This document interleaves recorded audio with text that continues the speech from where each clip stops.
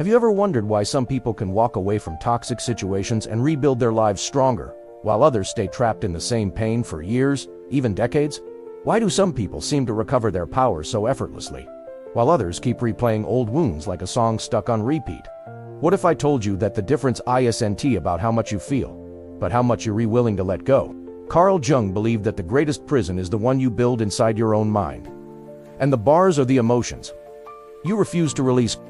Think about that for a second. How many of us are walking around carrying stories that ended long ago? Maybe it's a relationship that broke your heart. Maybe it's betrayal by someone you trusted. Or maybe it's a dream that didn't work out. He spent his entire life exploring the shadows. Those parts of ourselves that we don't want to see. The same drama, the same heartbreak, wrapped in a different face. It's not fate, it's not bad luck. Jung said, until you make the unconscious conscious, it will direct your life. And you will call it fate. We think that if we let go, it means we didn't care enough. But Jung would remind us that real love, whether it's love for another person or for yourself, can bloom in a field full of weeds. The weeds are your old stories, your outdated identities, the should-ofs and would-ifs. Detachment is pulling those weeds out by the root. Imagine standing in front of a door, arms full of bags from your past. There could be a whole new world waiting behind that door. New people, new opportunities, new parts of yourself you haven't even met yet. But you can't open it because you refuse to put the bags down. Emotional detachment is how you break that cycle. The resentments, the regrets, the anger we bury so deep that we forget where we put it.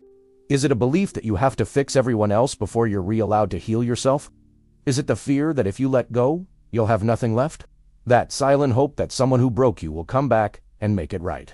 Hit subscribe, share this video with someone who needs to remember their own power, and drop a comment below.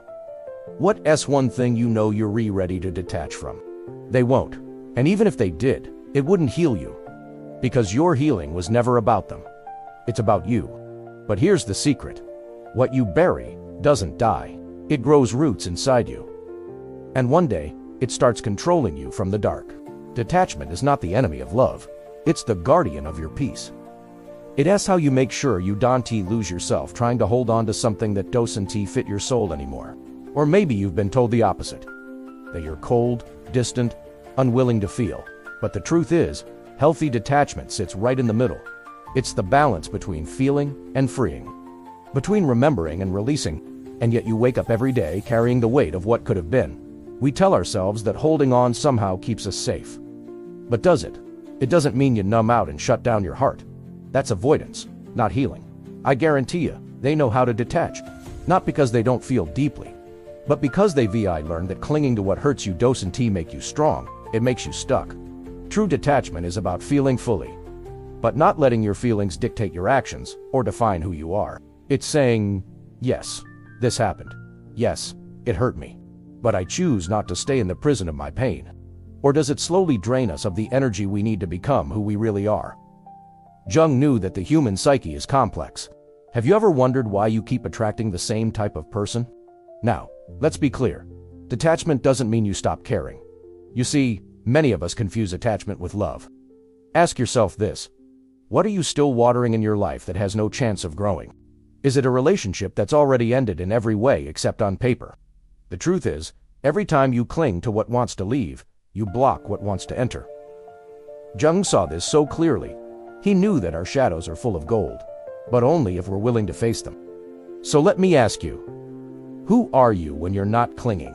Who could you be if you didn't define yourself by your old wounds? What if letting go didn't mean you heartless, but that you finally ready to live?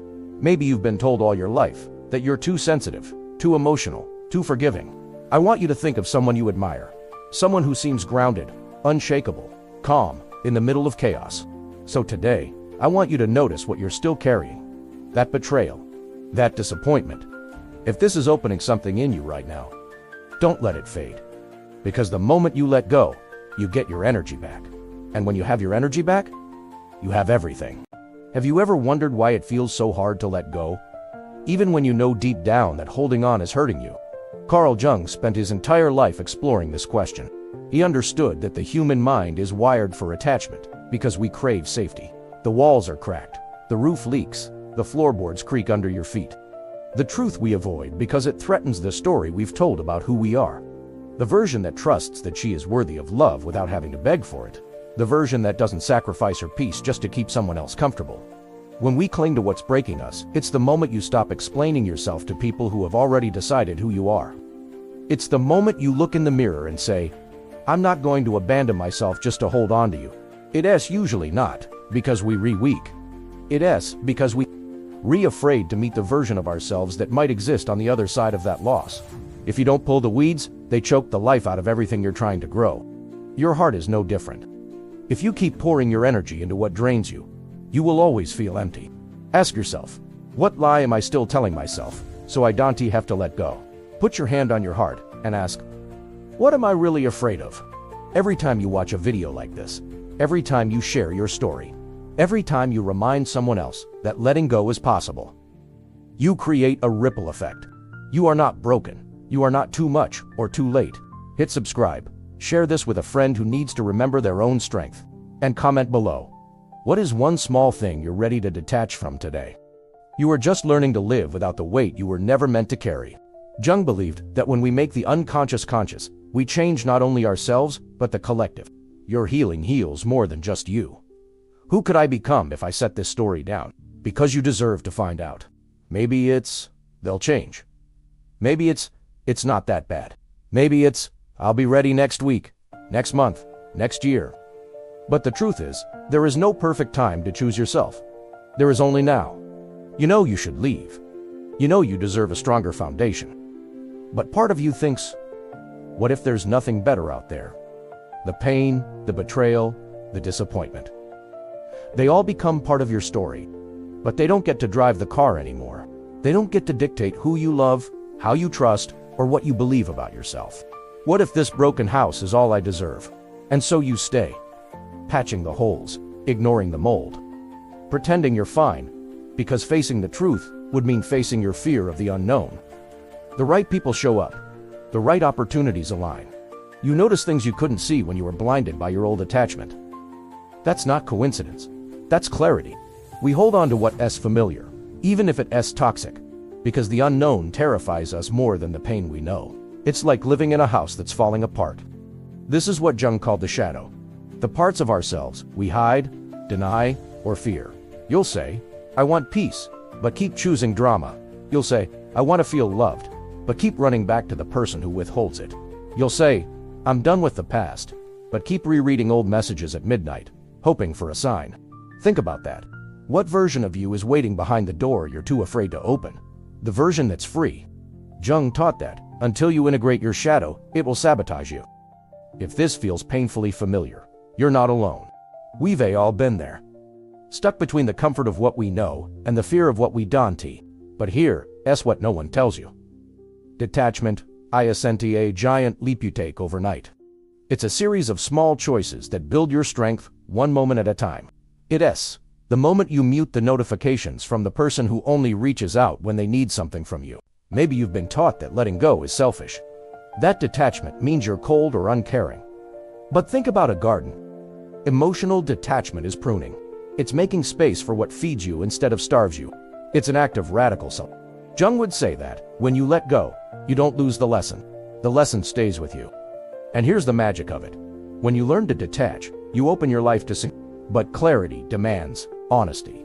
So tonight, or tomorrow morning, when your mind starts replaying old conversations and what-ifs, and you don't have to do this alone. So, breathe this in. You are not behind. If this spoke to your soul, don't keep it to yourself. Because every small choice counts. And when you add them up, they become your freedom.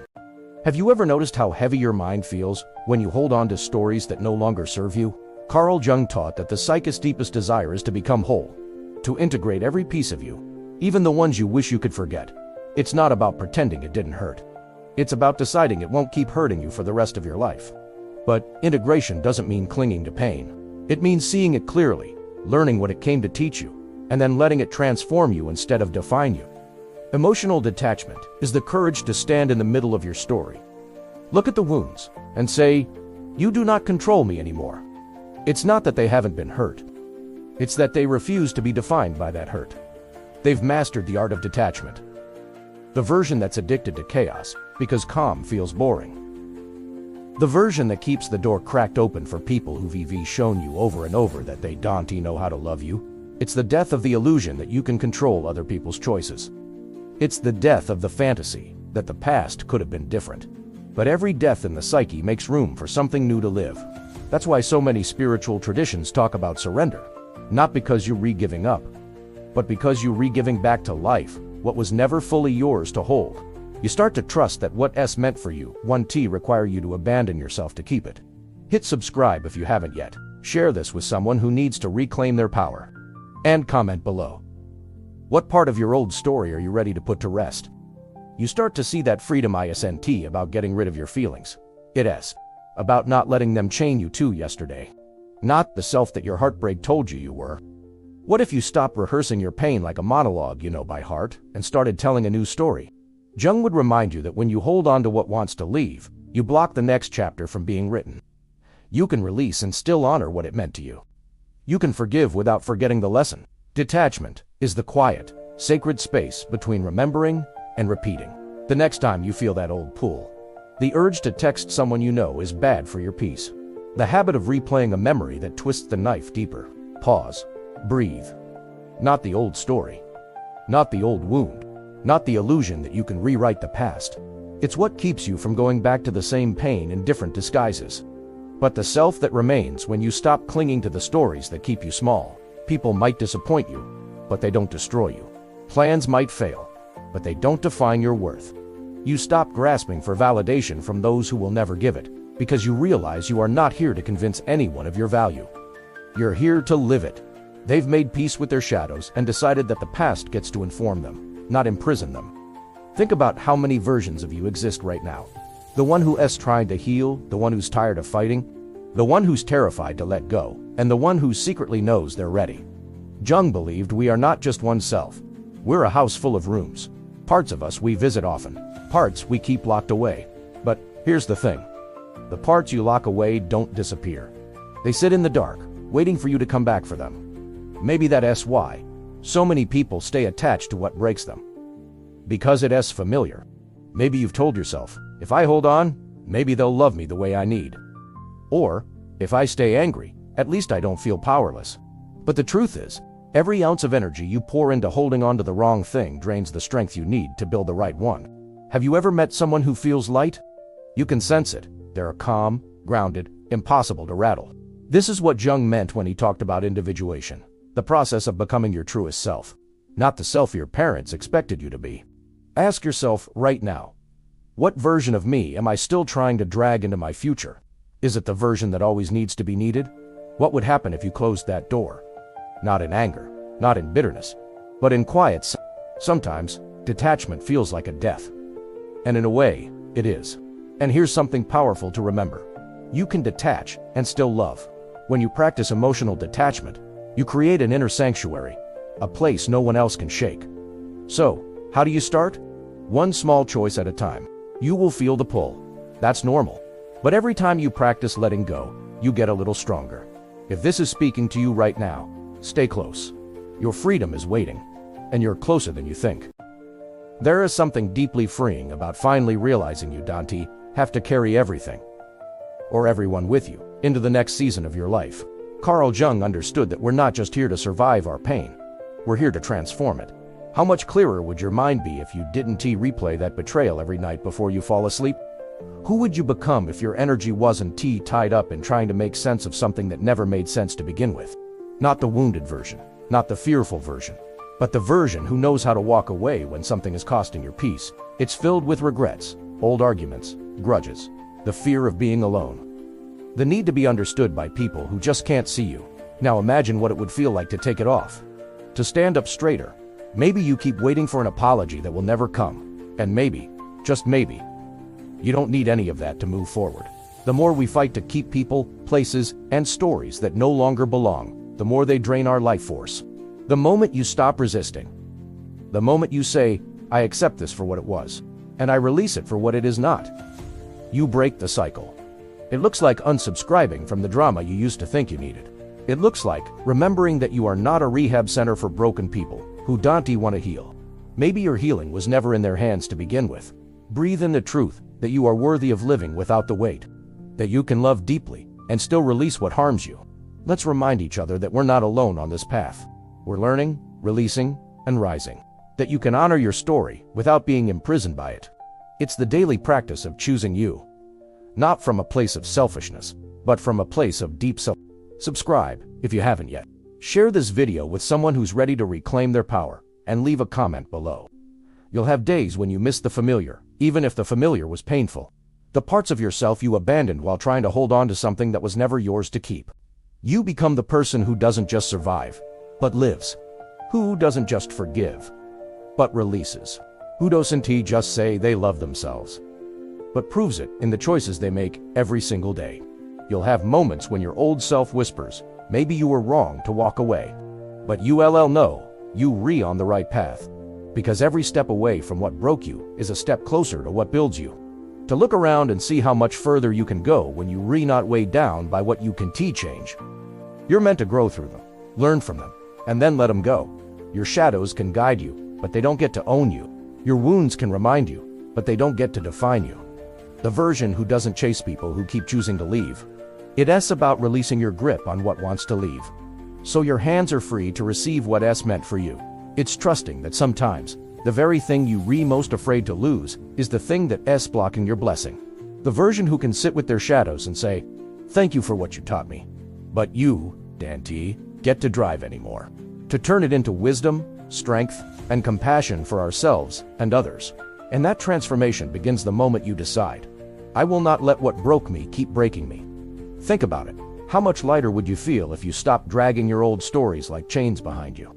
Emotional detachment is the sacred pause between what hurts you and what heals you. It's you standing at the threshold of your own life, refusing to let the past be the landlord of your present. It's not cold, it's not cruel. It's an act of radical kindness to yourself. Jung called it individuation. The journey of becoming fully yourself. I want you to picture this. Imagine you're carrying a heavy backpack. Detachment is like that. It's not about cutting people off in anger or pretending you don't care. Maybe you've spent years trying to make sense of why someone hurt you the way they did. Maybe you've begged for closure you never got. One of Jung's greatest gifts to us was the reminder that what we resist persists. Does that mean you'll never feel sad again? Of course not. Letting go is a grief process. And here's what you gain. Your power, your energy. So, what does that look like practically? It looks like giving yourself permission to not respond to every message that disturbs your peace. It looks like waking up each morning and asking yourself, what can I put down today so I can rise a little lighter? If Jung were here right now, he'd probably remind you. You are not meant to carry the same burdens forever. So, as you close this video, take a moment. Put your hand over your heart. If this spoke to your spirit, don't keep it to yourself. And tell me, where in the world are you listening from today?